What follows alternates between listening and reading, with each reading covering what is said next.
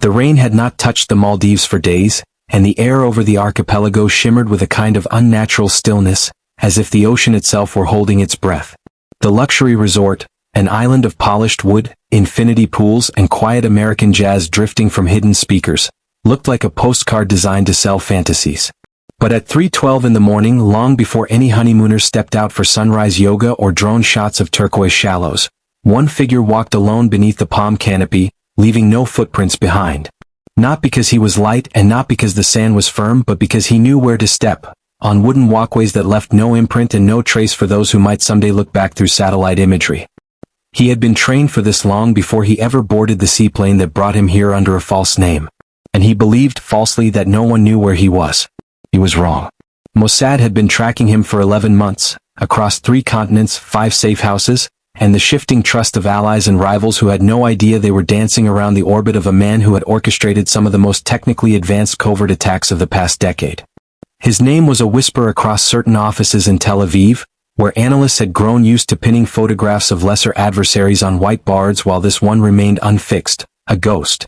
Internally he was called the cartographer, not because he drew maps but because he rearranged geopolitical boundaries by proxy, using mercenaries, digital sabotage, financial channels, and plausible deniability as if they were lines on a strategic chart that only he could see.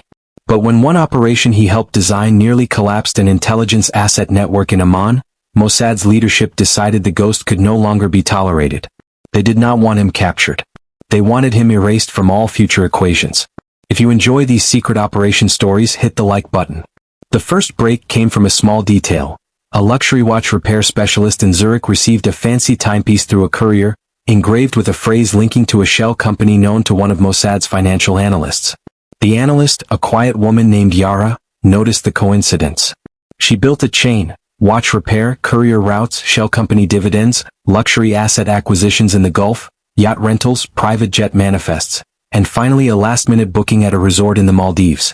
The booking used a false identity, one that had been used by the cartographer before, but only in countries where biometric registration was optional. By the time the confirmation pinged the resort's internal system, a Mossad quiet intercept team had slipped into the network and cloned the reservation.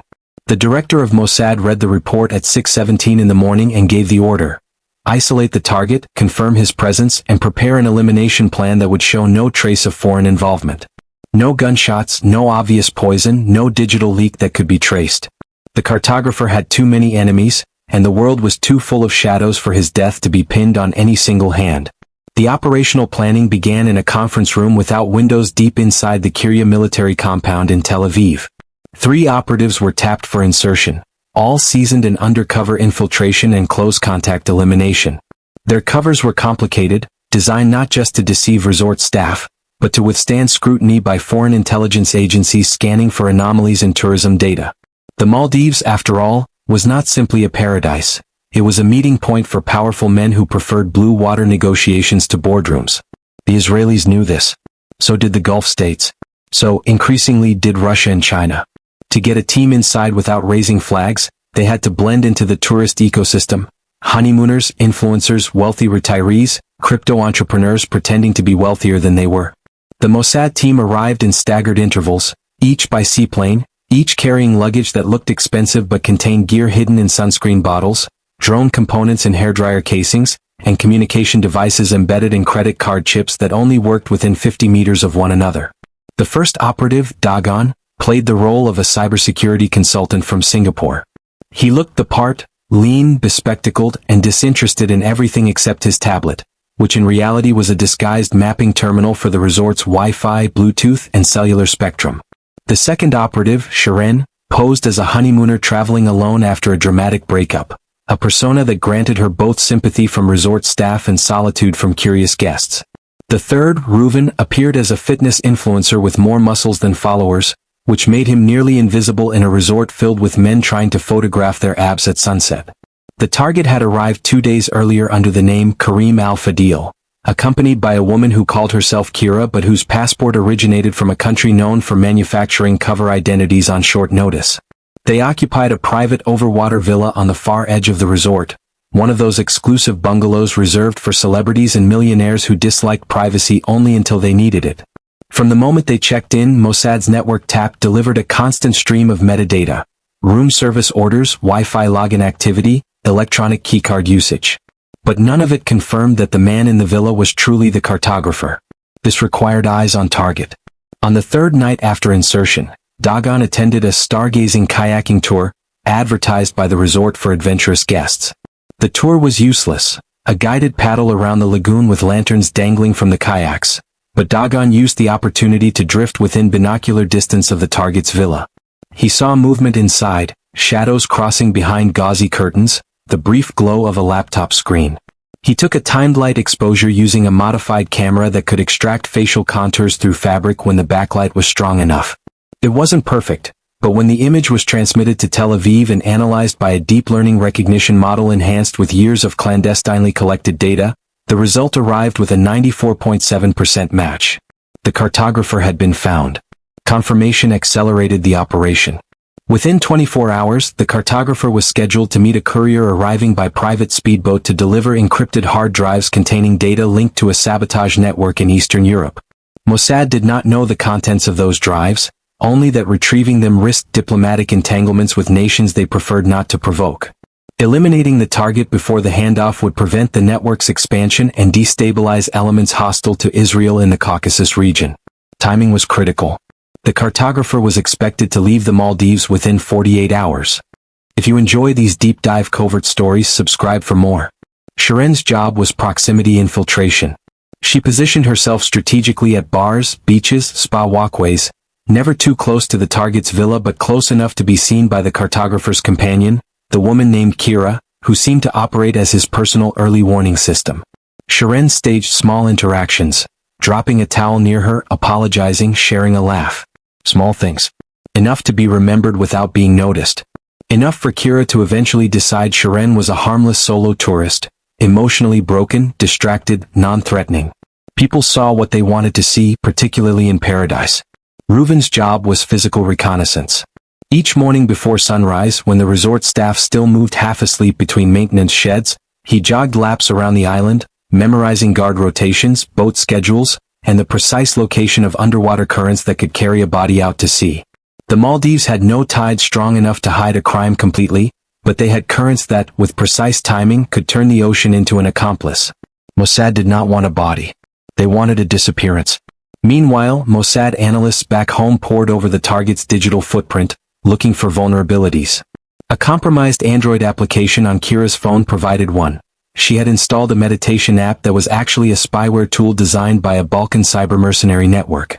Mossad quietly piggybacked on the spyware, injected its own payload, and turned the device into a microphone that recorded every conversation between the cartographer and Kira. Through these recordings, they confirmed not only his identity but his intentions. He was planning something large, something involving multiple governments and private militias. A phrase he used, "The architecture will collapse with one push," appeared repeatedly. He spoke of shipments, of coded financial systems, of operations that could not be undone. It was enough for Mossad leadership to reaffirm the elimination order. The method chosen was elegant. A biochemical agent delivered invisibly, activated through a timed metabolic trigger that would mimic natural cardiac failure in a man with the target's known genetic markers. The delivery mechanism would be near undetectable, requiring direct skin contact with a microfilm patch. Shiren would deliver it, disguised as a moment of accidental physical touch. But for it to work, the cartographer had to be alone, isolated from Kira, and positioned in a location free from resort security cameras and unforeseen witnesses. This was the hardest part. The cartographer was paranoid. He rarely walked anywhere without scanning his environment. He rarely stepped outside his villa unless accompanied by Kira. He rarely touched strangers. But everyone, no matter how careful, had patterns. Even predators walked familiar paths when they believed they were unobserved. On the fifth day, the breakthrough came.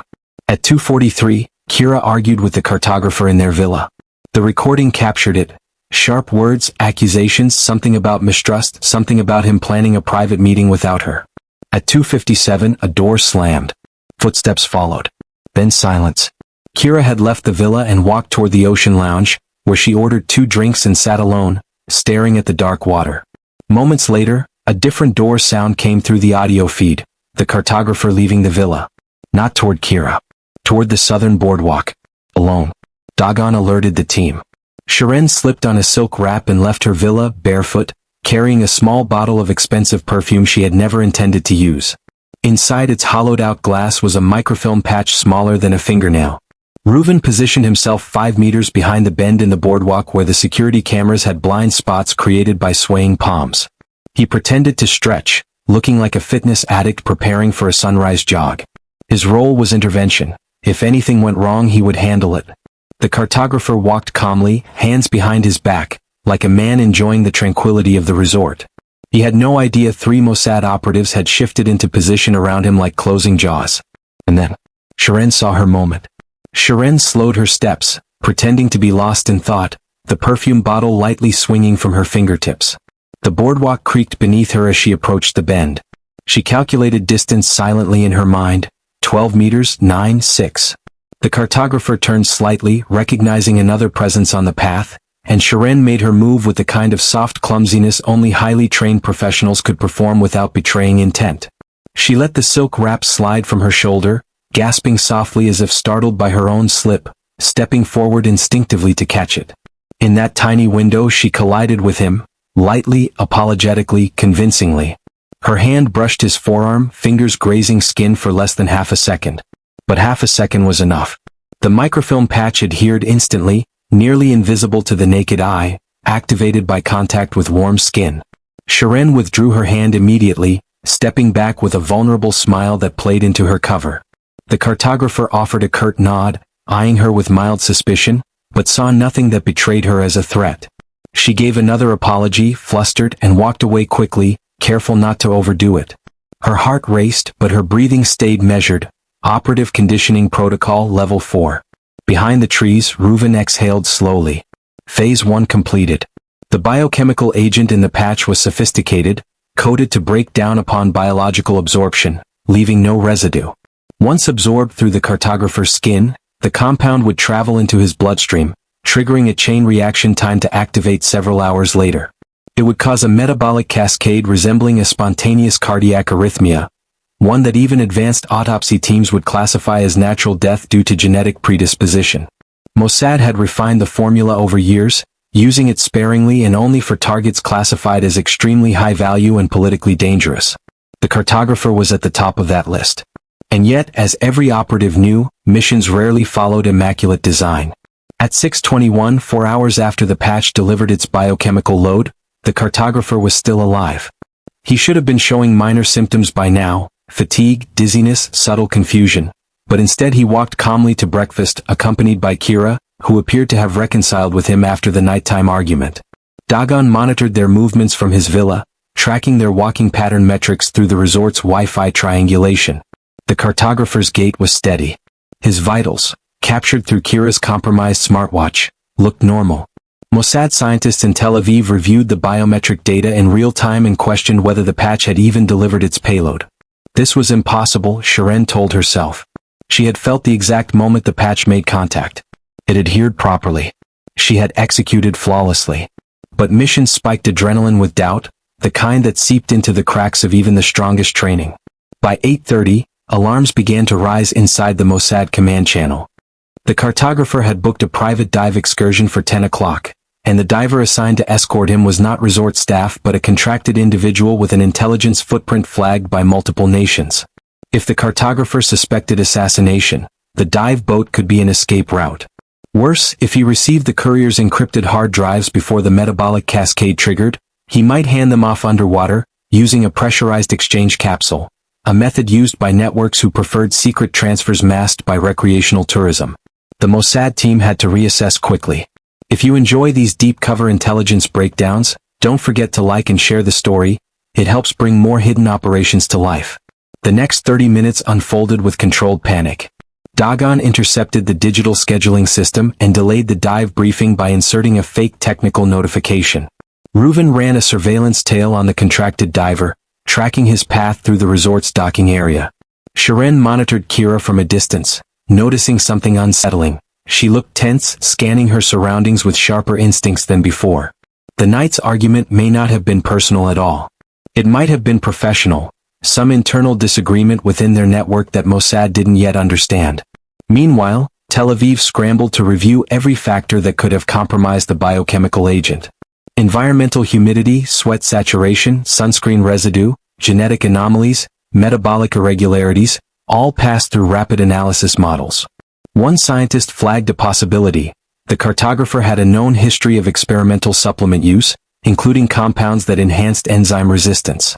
If his liver metabolized the agent differently, its activation might be delayed or even altered. This meant the Mossad team could not rely on the planned timeline.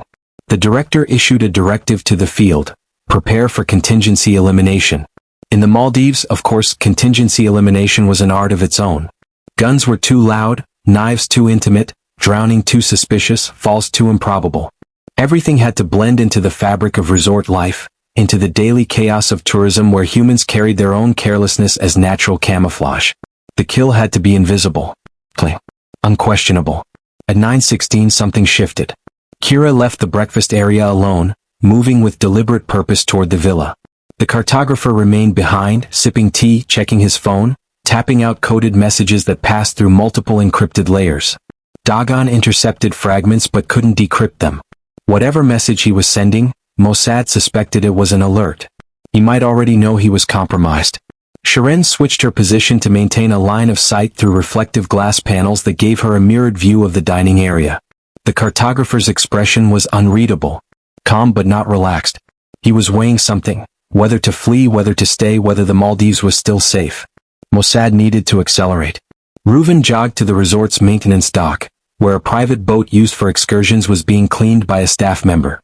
With subtle misdirection, he detached a pressure valve from the engine's secondary compartment and pocketed it. If the dive boat malfunctioned mid-excursion, forcing the cartographer back to land, Mossad could regain control of the timeline. Controlled malfunctions were among Reuven's specialties. At 9:47, the cartographer rose abruptly and walked toward the southern pier where the dive crew waited. He moved faster than expected, ignoring staff greetings. Dagon pinged the team. The agent might be activating belatedly, causing anxiety spikes. The window was narrowing. Shirin made the decision to intercept.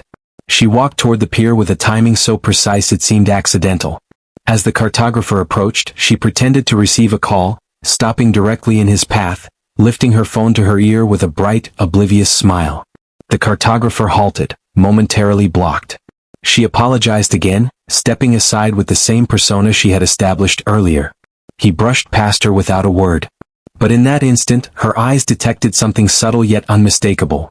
His pupils were slightly constricted despite the bright sun, his breathing a fraction too controlled, as if he were compensating for some internal unease. The agent was taking effect, but not fast enough. He reached the boat. Reuven watched from a distance, expecting the boat's malfunction to halt the excursion. But the contracted diver performed a manual override, something only a professionally trained operative would know to do. The engine rumbled with life. This was the break in pattern Mossad feared. The contracted diver wasn't merely an escort, he was operational support. If the cartographer suspected danger, the sea could become his extraction route. Mossad could not risk losing him, not after 11 months of tracking. The director's voice came across the encrypted line. If elimination must occur at sea, make it clean. But clean elimination on open water was extraordinarily difficult without leaving signatures, gunshot residue, boat traces, CCTV anomalies, sonar logs, witness reports. The Maldives, though beautiful, was heavily monitored for tourism safety. The ocean wasn't a void, it was a controlled arena. The cartographer stepped onto the boat. The diver followed. The staff untied the mooring line. Shirin, thinking faster than her pulse could follow, stepped toward the dock, waving to the dive coordinator with an expression of polite confusion. "Excuse me," she said with her practiced accent, "is the beginner snorkel tour still at 10? The staff member paused, partly because she was beautiful, partly because he felt obligated to help guests, even at inconvenient times. This was enough. Reuven stepped into the path of the staff's peripheral vision, stretching conspicuously. His presence drew the staff's eyes for a split second. Dagon triggered the sabotage sequence through his device, hacking into the dive boat's secondary navigation panel. For 3 seconds the system froze. The diver, noticing the issue, leaned into the console to reboot. In that tiny window the cartographer reached into his pocket, triggering a device Mossad could not see, but before he could activate it his face twitched. The agent was hitting. His hand stopped mid-reach, fingers trembling. He blinked twice as if struggling to focus. The contracted diver noticed, reaching out to steady him. The cartographer opened his mouth to speak, but no sound came out. His knees buckled. Shirin watched from the dock with silent precision. This was it. The perfect natural collapse scenario. He clutched his chest, eyes wide in a confusion that would be recorded in medical textbooks as a sudden cardiopulmonary failure. But then, in one horrifying twist, he did not collapse inward. He reached again for the object in his pocket, a metallic capsule the size of a cigarette lighter. The diver recognized the threat instantly and grabbed his wrist, trying to stop him. The boat rocked. This wasn't an escape device. It was a dead man failsafe. If the cartographer realized he was dying, he intended to activate something catastrophic. Likely a burst encryption transmission that would upload critical intelligence or trigger a failover within his network. Mossad had seen these systems before. Once triggered, they could not be undone. From the dock, Shirin saw the capsule slip from his trembling fingers and bounce onto the deck. The diver lunged for it. The cartographer collapsed sideways, body convulsing, heartbeat collapsing into chaos. Reuven moved. He sprinted toward the dock, leapt 6 feet across the water, and landed on the edge of the dive boat with the precision of a trained operative. The diver looked up, startled, but Reuven was already moving. He kicked the capsule off the deck, sending it skittering into the water, where it hissed briefly and sank, its trigger mechanism disabled by seawater. The diver lunged at him, but Reuven slammed him against the railing with controlled force, knocking him unconscious.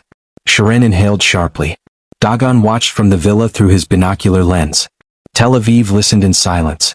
The cartographer lay on the deck, gasping, clutching his chest one final time.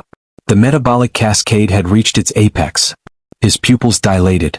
His breathing stopped. Reuven placed 2 fingers on his neck. No pulse. The cartographer was dead. But the elimination was not the end. It was the beginning of the aftermath, the part that most operations feared. For 3 seconds no one moved.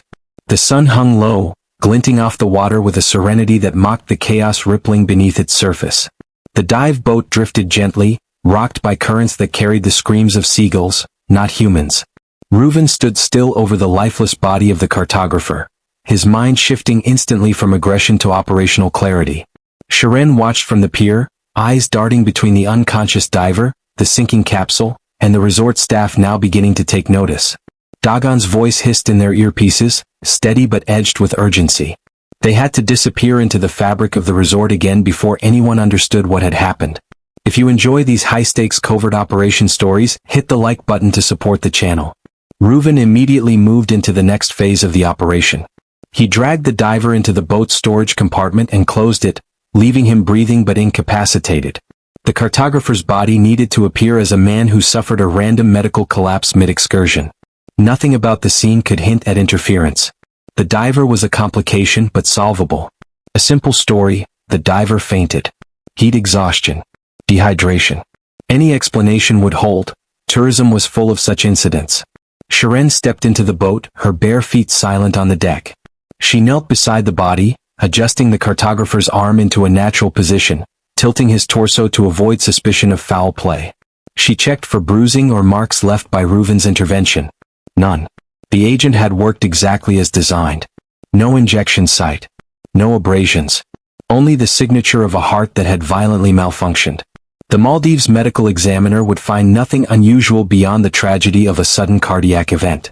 But timing remained the enemy. Already, a few early rising resort guests were wandering near the beach, eyeing the commotion on the dock. Resort staff approached cautiously, unsure whether to intervene. The dive boat was scheduled to leave within minutes. Even slight delays attracted attention. Dagon whispered through the comms, "Engine malfunction still active. You need to return the boat to the dock and request medical support. Trigger the distress now." Reuven nodded, moved to the console and slammed the emergency power switch. The engine sputtered violently, triggering the boat's distress beacon. A high-pitched alarm wailed, not loud enough to draw panic, but enough to summon resort staff. The perfect cover. 2 staff members jogged toward the pier, followed by a security supervisor carrying a radio. "What happened?" the supervisor asked, climbing aboard.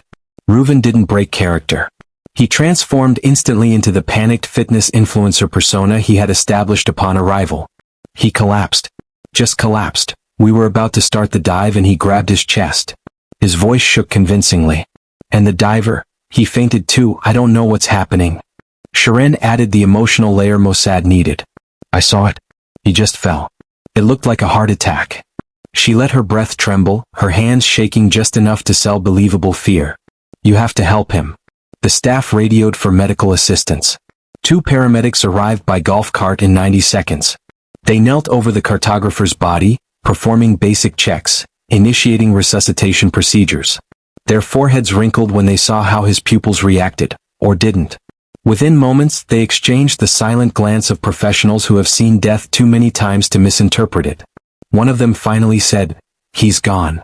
Kira arrived seconds later, sprinting down the dock with wild panic in her steps. Her scream cut through the humid air like a blade. She pushed past staff, fell to her knees beside him, shaking him violently, begging him to wake up.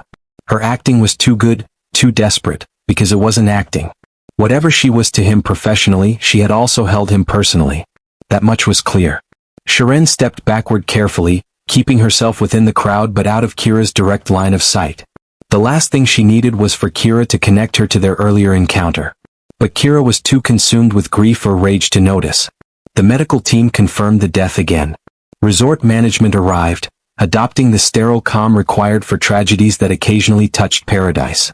Guests were ushered away. A security perimeter formed. A call was placed to the local police on the nearest inhabited island. Mossad had precisely 15 minutes before jurisdiction shifted. Reuven, Shirin, and Dagon regrouped inside a maintenance shed behind the boat docks, a place they had scouted 3 days earlier for this very purpose. Sweat slicked their backs, not from guilt or adrenaline, but from the Maldives' humidity pressing down on their senses. Dagon transmitted a secure signal. Target neutralized. Contingency operation successful. Awaiting extraction protocol. Tel Aviv responded instantly. You must disappear into the tourist flow. Hold position until exfil window. But disappearing wasn't simple. Kira's grief had already morphed into suspicion. Through the compromised microphone on her smartwatch, Tel Aviv analysts listened as she muttered through clenched teeth to resort security. He never had heart problems. He was healthy. This isn't right. Someone touched him last night. I saw that woman, alone, always alone, near our villa. Shirin stiffened. Reuven clenched his jaw. Kira wasn't just emotional, she was sharp. Too sharp. She continued, I want everyone who interacted with him identified. Every tourist near him. Find the woman. She's pretending to be a guest. This was a problem. Dagon processed the threat immediately. She's alerting someone higher. Probably signaling their network. We need to clear digital traces now. Shirin deleted logs from her resort tablet access. Reuven injected an infrared scrubber into the maintenance shed security camera to distort its footage with feedback. Dagon wiped MAC addresses of their devices from the resort's local servers. But Kira wasn't relying solely on resort staff. At 10:12, she walked out to the beach, knelt in the sand, and pressed a concealed transmitter embedded in her bikini clasp. 3 pulses. A pattern Mossad analyst recognized. She wasn't just an accomplice. She was operational backup. In Tel Aviv, the analyst table erupted in controlled alarm. The cartographer's network had a rapid response protocol. Within an hour, someone would come. Maybe not to avenge him, but to retrieve whatever intelligence he carried, documents, encryption keys, or the secrets he kept locked within his encoded implants.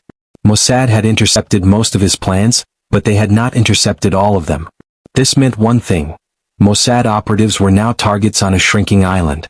Reuven cursed under his breath. We need to exfil now, before the network arrives.